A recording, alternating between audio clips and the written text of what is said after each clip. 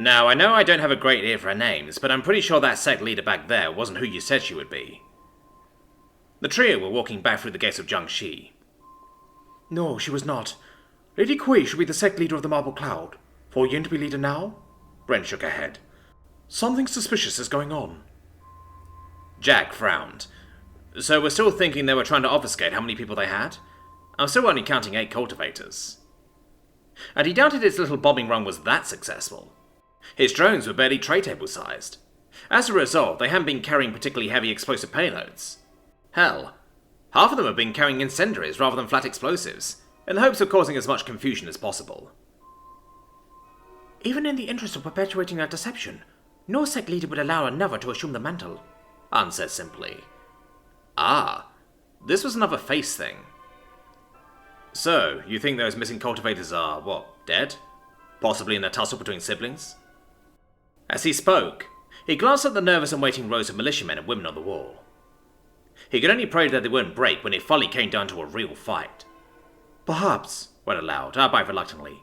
Such a thing is not unheard of. It's not common either, though, I nodded, in a display that was about as close as he'd ever heard the Catwoman get to agreeing with Ren. Which meant he was inclined to take their skepticism at face value, even if it surprised him. He'd half been expecting murder to be the #1 way to get ahead around here. It seemed that wasn't the case, though. Alright, he sighed. Our plan accounted for the possibility of another group being in hiding anyway, so we'll continue as if nothing has changed. Both women nodded, and Ann darted away, presumably back to her position near the town centre. Ren chose to hang back, though. She paused before speaking. Why didn't you say that you killed men? Why would I? Jack turned to look at her. I didn't see anything to be gained from it. It's the truth, though. Ren was flabbergasted. And as a relative unknown, being known to have defeated the rising star of the Marble Cloud sect would have been a not insubstantial boost to your reputation. To who? He asked. A bunch of people that are hopefully going to be very dead soon? Ren frowned. He shook his head. By contrast, if I kill this lot, it might be enough to make the next group who came to shit in my porridge back down. Ren winced at the descriptor. You didn't want to scare them off? Perhaps, he shrugged. As you said, I'm an unknown right now. Crushing a sect leader might give me some breathing room. She looked down at the ground. Kill the head of one of the 10 families, no matter how new to the post, and you will certainly have earned yourself that much. Even the overseer of Tenhuo would be obligated to step carefully in her dealings with you. He grinned. Good. Though as Ren turned to leave, he noticed something. A woman had just popped up over the wall. She was clearly a cultivator. Even if her little display of acrobatics in scaling the wall hadn't proven that, her choice of dress did. How did she get so close, he wondered. Even if the mines hadn't been activated yet, the militia should have gunned her down. Ren, wait, he called after the departing dogwoman. He didn't stop to see if she obeyed, as he kept his focus on the strange goings-on at the wall. Befuddled, and not a little worried, he waited for some outcry from the men and women on the wall. There was none, though. They continued as they were before, staring nervously out across the no-man's land between Jiangxi and the Marble Cloud sect army. Was this that killing intent thing again? Leaving his people paralyzed? But no. The members of the militia on the wall weren't frozen. They were still moving around. It was nervous shuffling for the most part, but that still counted. They definitely weren't acting like people under the effects of a cultivator's killing intent, and he'd certainly seen enough of it in the past 2 weeks to know what it looked like. More to the point, Ren would surely have sensed it. No. Something fucky was going on here. Do you see that? He asked quietly. Ren glanced around in confusion. What, my lord? Huh. As he watched, the invisible woman hopped off the wall and started walking towards him. Her steps were measured, but unhurried. No one saw her, though, as she tiptoed across the main street. She actually had to step around 2 men dragging supplies to avoid being bowled over. She was a few meters from him when she slowly started to unsheath her sword. In response, Jack sent a neural command through his suit and felt something settle into his hand. My lord? He ignored Ren's question, as he kept his gaze on the mystery woman, thankful for the featureless nature of his helmet. She didn't seem to have realized that he could see her, though she had paused when he summoned the massive double-barreled gun into his hand. He didn't aim it at her, though. Instead, he turned away, back to Ren. Not that it made any difference on his cone of vision. His suit had read his intent and pivoted its internal sensors in the mystery woman's direction. "Ren, do you like my new gun?" he asked. Perhaps if he wasn't distracted, he might have cringed a bit at that line, or how woodenly he delivered it. He couldn't help it, though. He wasn't an actor. "It's nice." Ren, the ever-polite merchant, responded, cocking a head at him. "Good," he muttered. "That's good." The mystery woman had relaxed a bit when he turned away from her, and as he started talking, she resumed walking. She was barely 3 meters from him now. Yeah, that's close enough, he thought. He squeezed the trigger with the barrel of the gun tucked into the crook of his elbow, and coincidentally pointed right at the interloper. Which was part of why he needed her to get so close. It wouldn't have been an ideal firing stance even if he'd been using a proper weapon, let alone the powder-based monstrosity in his hands. Fortunately, recoil wasn't much of a factor when you were clad in a space-age mining suit. Nor was accuracy too much of an issue when your target was literally walking toward you. Ren jumped as the gun in his hand went off. Quite literally. She skidded backward, drawing her sword in a motion so smooth it was practically art. Unfortunately, he wasn't looking at her. Well, she wasn't as tough as men, he thought, as the corpse of the mystery cultivator hit the ground with a wet slap. His shot had hit her right in the face, and given the caliber he was working with, there wasn't much left of it. Or anything above her neck, to be honest. To her credit, she tried to bolt in the literal microseconds between him pulling the trigger and impact, which had likely contributed to her corpse doing a rather morbid backflip before it hit the ground in a rather dramatic fashion. The response in the surrounding area was immediate, as people jumped to attention, first in response to his gunshot, and then to the cultivated corpse that had seemingly materialized out of thin air. "Assassin!" Ren shouted, her voice carting clearly over the alarmed shouting of the nearby militia. "A very dead assassin," Jack opined, calmly and clearly. Those words, and his own lack of alarm, seemed to calm down everyone in the immediate vicinity, as they realized that whatever danger existed had also been dealt with. "It seems so," Ren murmured, eyes splitting from the corpse to him. "If the presence of Lady Kui were not proof enough, this is. Something is rotten in the Marble Cloud Sect." Why? And God was he happy that he could finally ask that question. Pretending to be a mysterious hidden master was fun, but pretending to be a clueless foreigner, who was also a hidden master, was significantly more convenient. Ren eyed him in confusion before a small smile tugged at the corners of her lips. "Ah, sometimes I forget you are not of the Empire." She nudged the corpse with a silk slipper. "The Misty Step and other shadow techniques like it are shunned in the Empire. They would be useless against an instinctual cultivator, and as such may only be used against other Imperial cultivators." She frowned.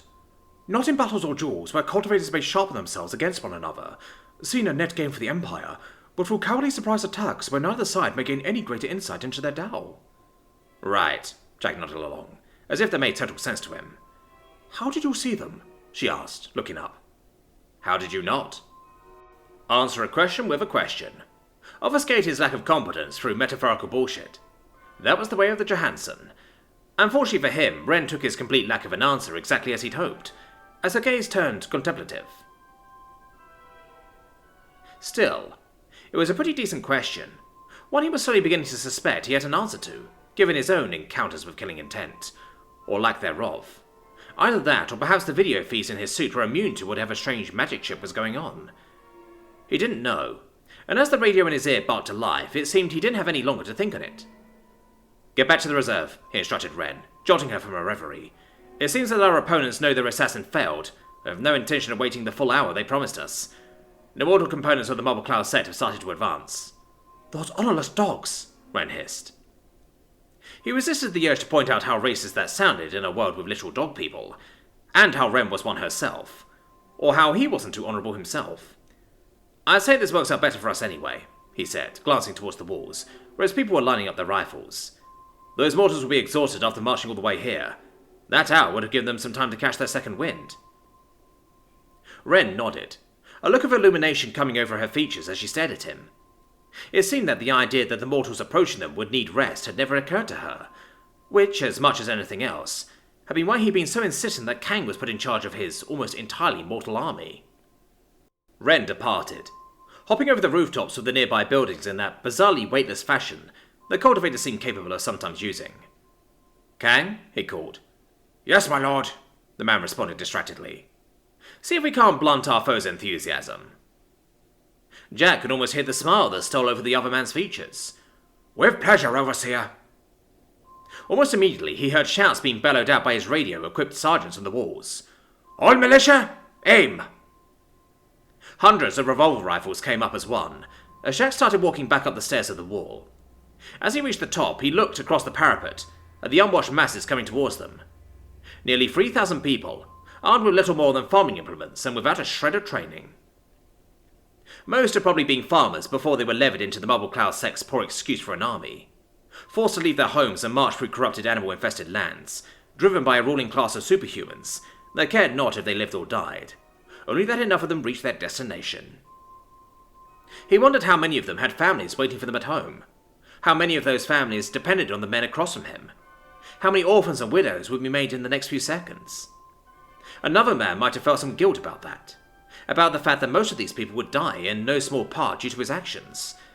Actions that he had undertaken not in the name of some nebulous greater good, but sheer ego. Jack was not most other men, though. After all, it took a certain kind of callousness to want to be king, or whatever the local equivalent of that might be. He supposed he'd find out, just as soon as he was done here, provided he survived. "Fire," he said. All across the line, guns fired as one booming volley, forever changing the future of warfare in the Celestial Empire. Kang knew how this would go. The conscripts would go first. That was how most conflicts started. If this were a game of Xinghui, then the militia were pawns in a very real sense.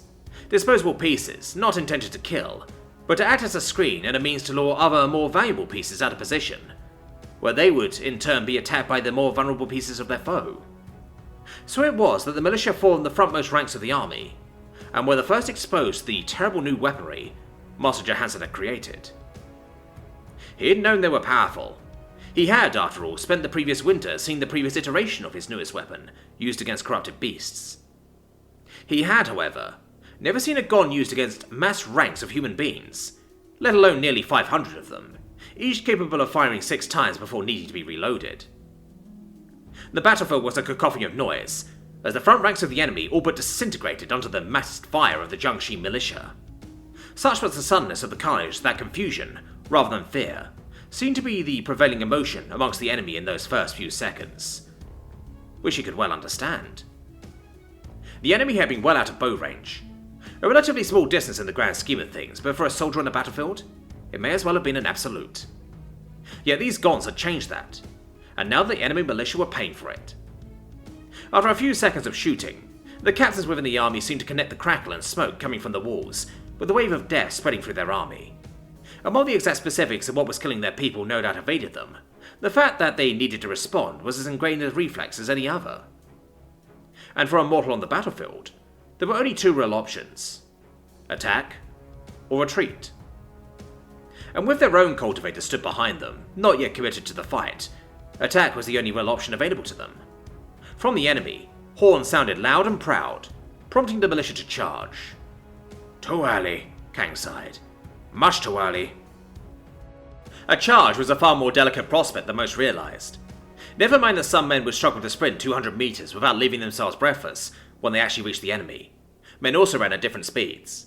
And a good charge relied on every man arriving at roughly the same time, creating a single resounding blow. As it stood, the militia would break up and become 1,000 pedals, pattering against the walls, rather than a single condensed hammer blow. Though given we're on a wall, I suppose it's redundant, Kang thought, as he watched the frontmost ranks of enemy come on, more falling by the second. They would have had to stop at the base of the wall anyway. To either hoist ladders or wait for a cultivator to break down the gates, or the wall itself. Still, it's bad warcraft, he thought. Worse still, the enemy charge was even more staggered by the fact that, while some of the conscripts charged, others hesitated, unwilling to charge into what undoubtedly seemed to be certain death. Those cowards, or perhaps just realists, either formed an obstacle for those behind, or were trampled by their more dutiful kin. Either way, it created chaos in the enemy ranks, that quickly brought the whole charge to a halt, as those who advanced faltered when they saw that not everyone was charging with them. And all the while, the guns on the wall continued to fire. The finger-sized bullets fell like rain upon the enemy, dropping more and more bodies to the ground with every passing second. Already the grass outside town was slick with pools of blood from the dead and dying that lay strewn across the uneven battlefield. The enemy were packed so tight that it was impossible to miss, with some shots penetrating multiple individuals before the momentum was spent. It was all too much. It took less than 20 seconds from the first shot being fired for the Mobile Cloud Sect's aborted charge to become a rout. Kang could barely believe it at first. He watched one or two individuals turn back, but in seconds that panic had spread throughout the entire force. They started to flee in any direction that wasn't toward the town. He had little doubt that the cultivators of the Marble Cloud Sect were already trying to reassert order through careful applications of killing intent, but it would be useless. Just as one could learn to ignore the paralyzing effects of killing intent for exposure, sheer terror served too. And though the cultivators were no doubt cutting down those who tried to flee, the fact remained that there were only 8 of them, and it seemed the mortals would sooner try their chances with the cultivators than attempt to brave Jiangshi's guns. "Cease fire!" he called. It took a few seconds for his orders to be heeded, the heat of battle making his people sluggish to respond. He also didn't need to look over the walls to know that there'd no doubt be the usual post-battle vomiting from first-timers, which would in turn set off others. He gripped the pistol at his belt. "Regardless of the changes Master Johansson has wrought, I doubt that much has changed." With this battle, he knew that warfare across the Celestial Empire was irrevocably changed. He stared out across the field of dead, and off towards the rapidly disintegrating Mobile Cloud Sect army. But as much as things change, they also stay the same. "Advance! Now!" Yin's sudden shout seemed to snap her second out of her stupor. "Pardon?" the woman asked dumbly, still spellbound by the insanity they had just witnessed. "Take our reserve guards and advance now, before the militia completely quit the field," Yin hissed, as she gripped at the reins of her horse. "The guards?" Her second shook her head. "My lady, we can stop these cowards. My people will keep them from fleeing too far." "Fool!" Yin shook her head, as she gestured to the mass of humanity that was streaming off the battlefield. The only thing that was keeping the cowards from trying to flee toward them were the ranks of her personal guard forming a bulwark between her command unit and the rest of the army. "They're totally broken. They fear whatever. That was more than us. If we intend to reach the walls without suffering the same fate, we need to move now." Her second wasn't a fool. A little slow in the uptake perhaps, but realization came of her face as she saw what Yin was saying. "Captain!" the woman shouted to the nearby mortal. "Instruct the guard to advance! Now!" To their credit, the ranks of her personal guard did not hesitate. At least not much. Still, they made for a markedly different sight as they advanced as a single black armored square, in some cases pushing the fleeing militia before them. Satisfied, Yin looked around to the rank of her initiates, who were all staring nervously at the distant walls. "Do not fear," she instructed. "We need only get on the wall to render our foes no weapon moot." She turned to her second. "You saw it, right?" She nodded. "They are using some kind of repeating crossbow." Yin nodded, even as she frowned in distaste. "The bow. The weapon of savages and criminals. We need only get on the wall, amongst them. The weapon is dangerous, certainly, but only as dangerous as the mortal wielding it." Realization seemed to form on the faces of her fellow cultivators. "Which means they aren't dangerous at all outside of an open field." Yin nodded triumphantly. "Exactly. So long as we get amongst them, superior skill will see us victorious. Now move!" Her people put haste to their steeds and charged, toward where the guards were already beginning to take fire from the distant wall. Yin charged with them, fury smouldering in her heart. These new weapons were powerful, of that there was no doubt, and the last thing this hidden master would do on this earth would be to tell her their secrets, but ultimately they were still in the hands of mortals, and that meant they would be no match for true cultivators. She still had that thought in mind when she heard a click from beneath her feet. It would have been inaudible were it not for her enhanced senses, but only capable of filtering out the crude crackle coming from the walls. Then she heard another, from a meter or two away, then another, and another. Soon the clearing was filled with a deluge of clicking sounds. Whap! Then something exploded, and her world became pain. Kang couldn't believe it. 500 guards, 9 cultivators on horseback, all dead. They had failed to even get within 50 meters of the wall. The very ground had erupted as one, and when it happened, it was such a surprise that more than one member of the militia had fallen backward off the wall. At least now I know why Master Johansson had us burying plates, he thought, staring out at the man who stood motionless on the wall. Bodies lay strewn across the battlefield in a grisly tableau. Though to call what remained bodies might have been an exaggeration.